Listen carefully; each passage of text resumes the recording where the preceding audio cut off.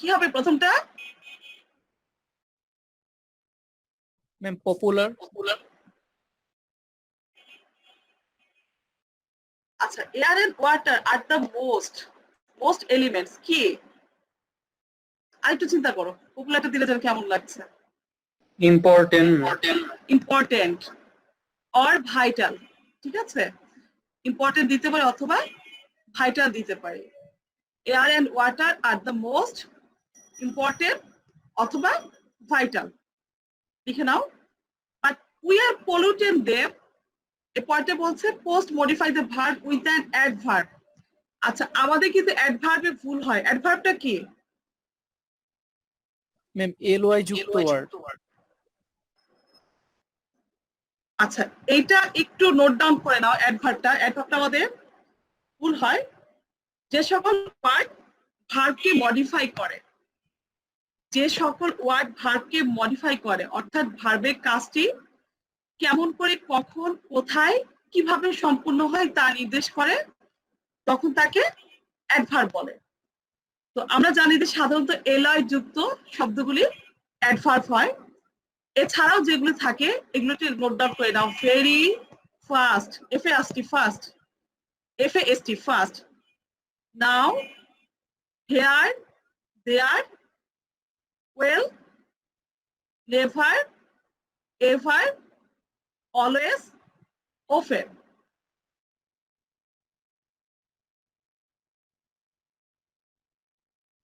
Very, fast, now, here, there, well, never, ever, always, often. ঠিক আছে, লিখতে পাচ্ছি? তাহলে অ্যাডভার্বটা কি বললাম? এখানে ওয়েল আছে। হ্যাঁ, ওয়েলও আছে, WELL, ওয়েল আছে। তারপর নেভার, এভার, অলওয়েজ, often। তোমরা কবে কিন্তু অ্যাডভার্বটা কিন্তু আমাদের ভুল হয় যে এই এলওয়াই যুক্ত শব্দ ছাড়াও আরো যে শব্দগুলি এগুলো আমাদেরকে মনে রাখতে হবে। Very, fast, now, here, there, well, never, ever, always, এই শব্দগুলি ওফেন। আচ্ছা, তাহলে but we R polluting them কি হতে পারে? আনওয়াইজলি। আনওয়াইজলি মানে আমরা অবিবেচকের মধ্যে আমরা কি করে থাকি? আমরা দূষিত করে থাকি। UNWIACLY, unwisely. আচ্ছা, mills and factories use fuel, এখানে একটা ইনফিনিটিভ ইউজ করতে বলছি। ইনফিনিটিভটা তার কি রুলস কোনটা বলেছিলাম বলো তো? Infinitive 2 plus verb 2 plus verb 1। তাহলে এখানে কি হবে? তাহলে মিলস এন্ড ফ্যাক্টরিজ গুলো কি করছে? ফুয়েল কিসের জন্য করছে? Their products. কি হতে পারে? একটা ভার্ব ইউজ করো এখানে, টু মেক দেয়ার প্রোডাক্টস অথবা to produce their product. To make অথবা টু প্রডিউস, 3 নম্বরটা।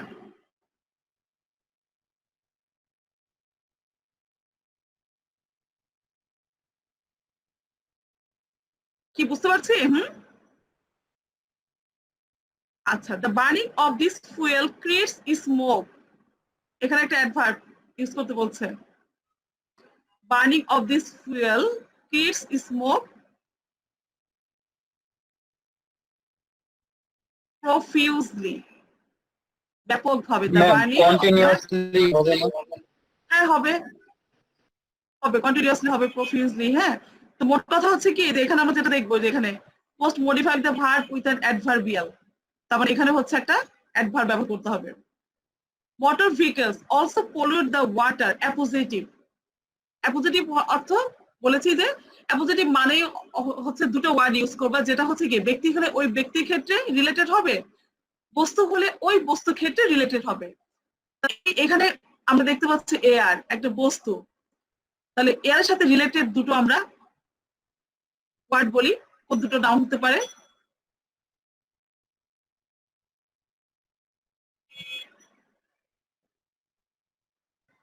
এসেনশিয়াল থিং দিতে পারি, কারণ এই এয়ারটা হচ্ছে কি আমাদের জন্য কি অত্যন্ত প্রয়োজনীয় একটা জিনিস, তাই না? Motor vehicles also pollute the water, most essential thing for us. Water is polluted by ma'am এ পজিটিভটা বুঝতেছি। পজিটিভটা হচ্ছে কি দুটো দুটো শব্দ ইউজ করবা, দুই বা দুইয়ের অধিক, যেটা হচ্ছে কি এই বস্তু থাকলে বস্তুর ক্ষেত্রে রিলেটেড হবে এবং ব্যক্তি থাকলে সেই ব্যক্তির ক্ষেত্রে রিলেটেড হবে। তো এখানে আমরা দেখতে পাচ্ছি motor vehicles also pollute the air. এখানে মূল শব্দটা কি এয়ার না? জি ম্যাম। তাহলে আমরা এই পরে দুই বা দুইয়ের অধিক শব্দ করব, যেটা হচ্ছে কি এই এয়ারের সাথে রিলেটেড, এই এয়ারের সাথে রিলেটেড। তাহলে কি আমরা কি জানি যে এই এয়ারটা হচ্ছে আমাদের জন্য অত্যন্ত প্রয়োজনীয় একটা জিনিস। তাহলে motor vehicles also pollute the এয়ারটা হুইচ ইজ এসেনশিয়াল। ঠিক আছে? বা most existent thing for us দিতে পারি, most essential thing for us দিতে পারি, এরকম। কি বুঝতে পারতেছি বলো তো? মোট কথা হচ্ছে কি দুই বা দুইয়ের অধিক বাক্য ব্যবহার করবো, যেটা হচ্ছে কি এখানে যদি ব্যক্তি থাকে সে ব্যক্তির সাথে ওই বাক্য ওই ওয়ার্ড গুলো রিলেটেড হবে, এবং বস্তু যদি হয় ওই বস্তুর ক্ষেত্রে রিলেটেড হবে, এরকম আর কি। ম্যাম তাহলে পুরো একটা লাইন লিখবো না? পুরো একটা লাইন না, মানে দুই বা দুই তিনটা ওয়ার্ড আর কি লিখবো, দুই তিনটা ওয়ার্ড লিখবো আমরা।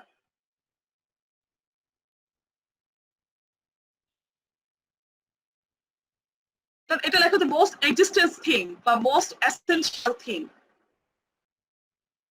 Motor vehicles also pollute the air, most essential thing লেখো, মোস্ট এসেনশিয়াল থিং, কারণ এয়ারটা আমরা জানি কি আমাদের জন্য অত্যন্ত প্রয়োজনীয় একটি জিনিস। আচ্ছা, এবার দেখো what is polluted by, quantifier বলো তো।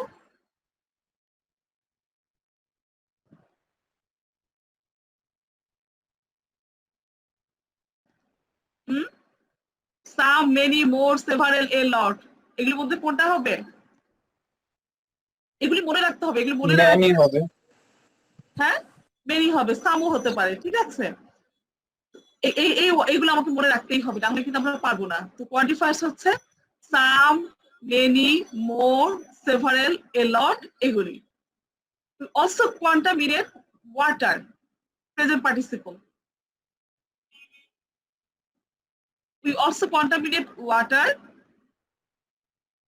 কন্টামিনেট ম্যাম মানে কি? দূষিত, দূষিত, দূষিত। We also contaminate water. আমরা পানি দূষণ করি কেমন করে? এখানে একটা আমরা পার্টিসিপল ইউজ করব। তো এখানে আমাদের বলেছে দেখো প্রেজেন্ট পার্টিসিপল, তার মানে কোনটা হবে? প্রেজেন্ট পার্টিসিপল অর্থ কি? আইএনজি যোগ হবে। প্লাস আইএনজি, তাহলে কি হতে ম্যাম পারে? বয়েলিং দেওয়া যায়। হ্যাঁ হ্যাঁ, থ্রোইং। বয়েল না, বয়েল তো হলো না, পানি আমরা মানে পলিউট করছে কিভাবে? হ্যাঁ হ্যাঁ হ্যাঁ, সেটাই।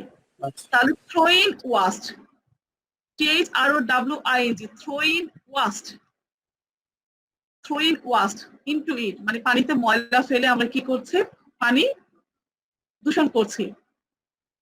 ফার্মার ইউজ, এটা পারবা, noun, fertilisers and insecticides and pollute water, এটা কি হবে? Farmer use. Chemical fertilisers, chemical একটা নাউন ব্যবহার করতে হবে, এবং ওই নাউন এবং অ্যাডজেক্টিভের ক্ষেত্রে ইউজ করার ক্ষেত্রে সাধারণত আমাদেরকে ওই মিনিংটা বুঝে তারপরে লিখতে হবে। তাহলে farmer use chemical fertilisers, and insecticides and pollute water. আচ্ছা, এই পদটা আবার বলছে পাস্ট পার্টিসিপল। কি ওয়াটার এটা বলো তো, কি হতে পারে? Dash water is harmful for health. তো পাস্ট পার্টিসিপল তো আমরা জানি যে ভার্বের শেষে ডিইডি যুক্ত করে পাস্ট পার্টিসিপল গঠিত হয়। তাহলে এটা কি হতে পারে বলো? হুম, কোন ওয়াটারটা harmful for health? Polluted. Polluted. আর আমরা এখানে লিখবো পলিউটেড। পলিউটেড ওয়াটার ইজ, এখানে ইউজ করতে বলছে ইন্টেন্সিফাইড। কোন ওয়ার্ডটা ইন্টেন্সিফায়ার? ইন্টেন্সিফায়ার দেখলে আমরা কোন শব্দটা ব্যবহার করব?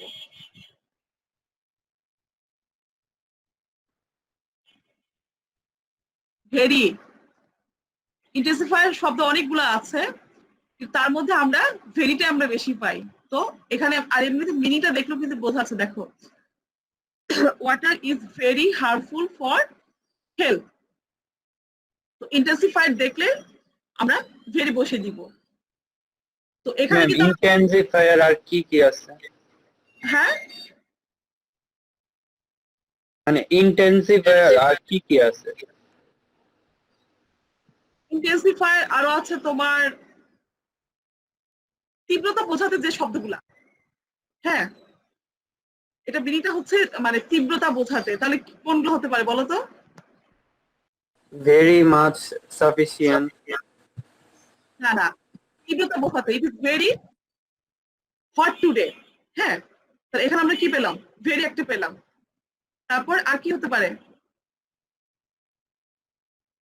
Remarkable, unbelievable. The story was unbelievable. It is a very unbelievable story.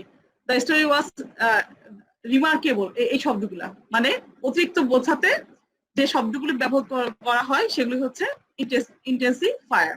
ঠিক আছে? ভেরি, ইনক্রেডিবল, রিমার্কেবল, আনবিলিভেবল, এই শব্দগুলো হচ্ছে ইন্টেন্সিফায়ার। আচ্ছা, তাহলে কি প্রথমগুলোর মধ্যে আমরা কোন রুলস গুলো পেলাম, কোনগুলো আমাদের মনে রাখতে হবে? আবার একটু রিভিশনে যাচ্ছি। ইনফিনিটিভ কোনটা?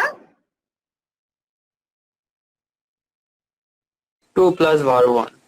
2 প্লাস ভার্ব 1। তারপরে আমরা পেলাম, এরপরে আমরা পেলাম হচ্ছে অ্যাডভার্ব। তো আমরা তো পেলাম যে এলওয়াই যুক্ত শব্দ ছাড়া আর কোন শব্দ অ্যাডভার্ব?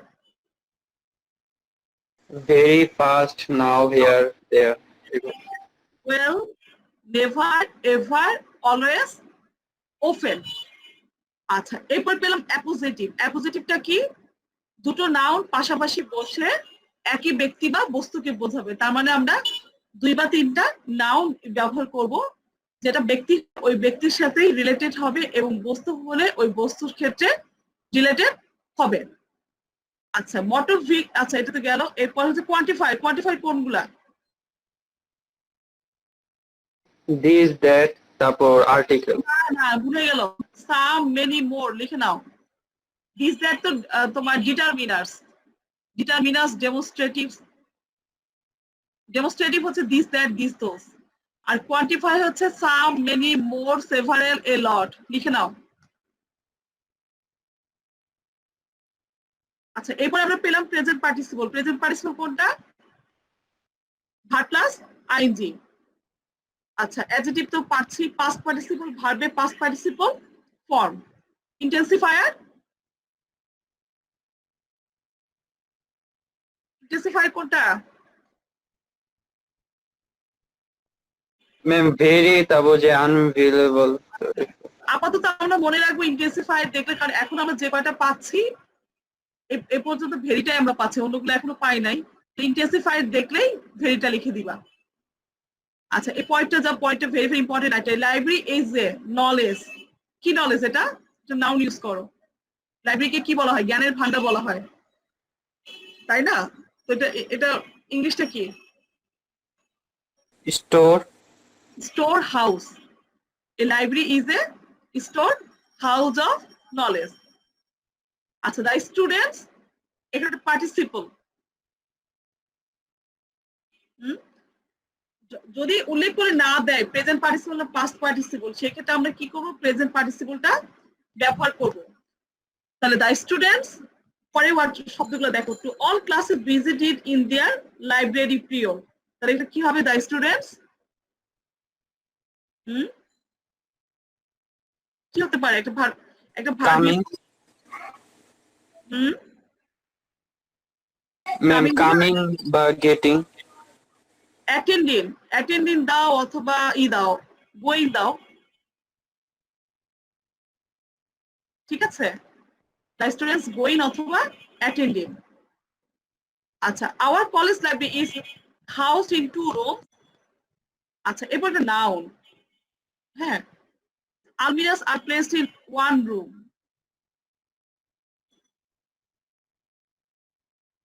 এটা আসলে মিনিং অনুযায়ী আসে সাম তো যদিও নাউন না, মনে হচ্ছে কোশ্চেনটা একটু ভুল মনে হচ্ছে এটা, আর এখানে মিনিং অনুযায়ী এখানে সাম আসে, তাই না? সাম আলমিরাস আর প্লেসড ইন 1 রুম। আচ্ছা, the other room is the, কি হতে পারে এখানে? ম্যাম এখানে সাম হবে। হ্যাঁ হ্যাঁ, সেটাই বলছি, সাম। কেন ম্যাম? এটা মনে হচ্ছে আমার এই কোশ্চেনটা মনে হচ্ছে ভুল, কারণ এখানে মিনিং এর সাথে কিন্তু সাম আলমিরা আর প্লেসড ইন 1 রুম, তাই না? এখানে নাউন দিতে গেলে তো অন্য কোনো নাউন হয় না, তো এটা আমার মনে হচ্ছে, এটা মনে হচ্ছে এখানে সামটাই দিও তোমরা, এখানে মিনিং এর সাথে অন্য কিছু আসছে না।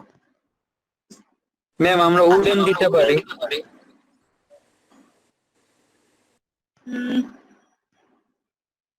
উডেন দেয়া যায়, নাউন অর্থে দেয়া যায়।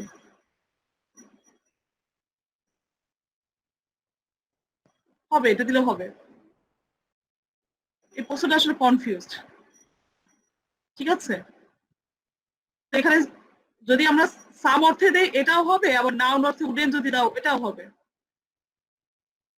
আচ্ছা, এই পয়েন্টটা বলো, the other room is the, এখানেও participle.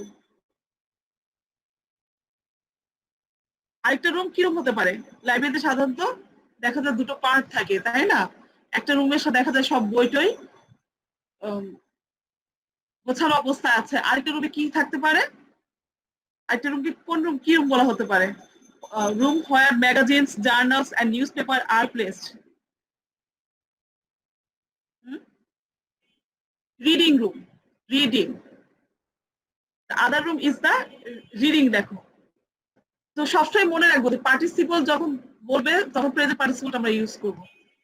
Other room is the reading room where magazines, journals and newspaper are placed. There are 5,000 books in our library which are arranged. আচ্ছা, post modify the verb এরকম থাকলে তাহলে কি হবে এখানে? Verb কি modify করে কে? এখানে কিন্তু দেখো ডাইরেক্ট অ্যাডভার্ব হবে। Adverb, very good. এখানে কিন্তু দেখো এর আগেটা কিন্তু আমরা দেখেছিলাম যে পোস্ট মডিফাইটা, দেখো এর আগেটা কিন্তু অ্যাডভার্ব দেওয়া ছিল, এই যে post modify the verb with an adverbial. এইখানে কিন্তু আবার দেয়া নেই, ডাইরেক্ট দেওয়া নেই, পোস্ট মডিফাই দ্য ভার্ব। তো আমাদেরকে মনে রাখতে হবে যে অ্যাডভার্ব সবসময় ভার্বকে মডিফাই করে। আচ্ছা, তাহলে এখানে একটা ইউজ করো, কি হতে পারে এখানে? সাধারণত লাইব্রেরিতে বুকগুলো কিভাবে সাজানো থাকে সেটাকে অ্যাডভার্ব বানাও। এলোমেলো ভাবে থাকে, সিকোয়েন্সলি। সিকোয়েন্সলি দিতে পারি। আর কি দিতে পারি? অ্যালফাবেটিক্যালি দিতে পারি, অ্যালফাবেট অনুযায়ী সাজানো থাকে। আরো দিতে পারি সিস্টেমেটিক্যালি, ঠিক আছে? যেটাই আমরা দিব সেটাকে আমরা কি করব মনে রাখবো, এখানে ব্যবহৃত হবে adverb. Any type of book can be traced in no time. The books cater to the needs and interest. এখানে বলছে প্রিপোজিশনাল ফ্রেজ। তাহলে কি হতো? প্রিপোজিশনাল ফ্রেজ কোনটা?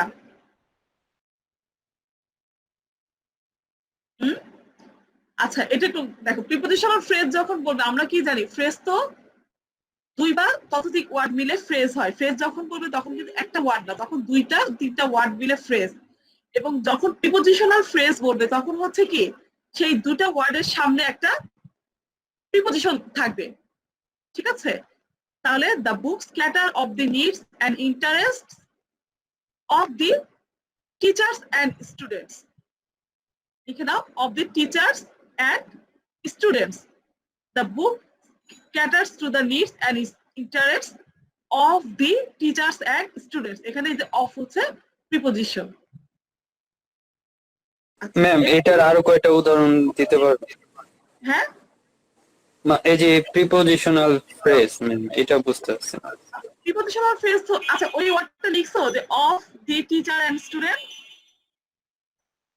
জি ম্যাম। আচ্ছা দেখো, পরে কিন্তু দুটো যেমন আচ্ছা প্রিপোজিশনাল ফ্রেজের উদাহরণ হচ্ছে যেমন বলি বাই ডিড অফ, বাই ডিড অফ এটা আমরা জানি বলে, হ্যাঁ। তো ডিড শব্দটার আগে বাই প্রিপোজিশন, ঠিক আছে। অন দা কন্ট্রারি এগুলো হচ্ছে প্রিপোজিশনাল ফ্রেজ।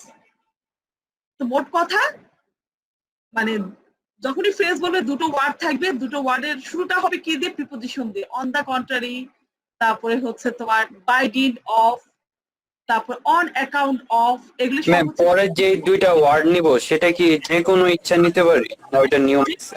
যে কোনো ইচ্ছা। সেটা হচ্ছে কি তোমার এই সেন্টেন্সটা বুঝে নিবে, সেন্টেন্সটার মিনিংটা বুঝে দেখে কোনটা হতে পারে, কোন ওয়ার্ডগুলো এখানে হতে পারে, ঠিক আছে।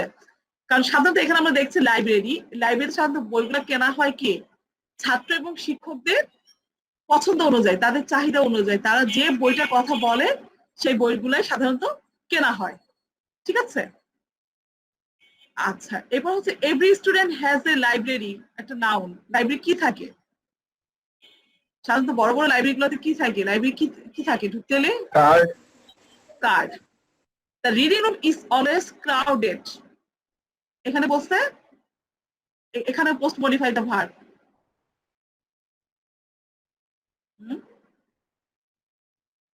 এখানেও তার মানে adverb. The reading room is always crowded heavily in the afternoon, সাধারণত বিকাল বেলাতে খুব বেশি ক্রাউডই থাকে।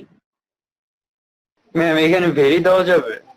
না না কিন্তু ভেরি না, এখানে ভেরি না, ক্রাউডেড অলসো দিতে পারি। The reading room is always crowded also in the afternoon, বা হেভিলি HEAVILY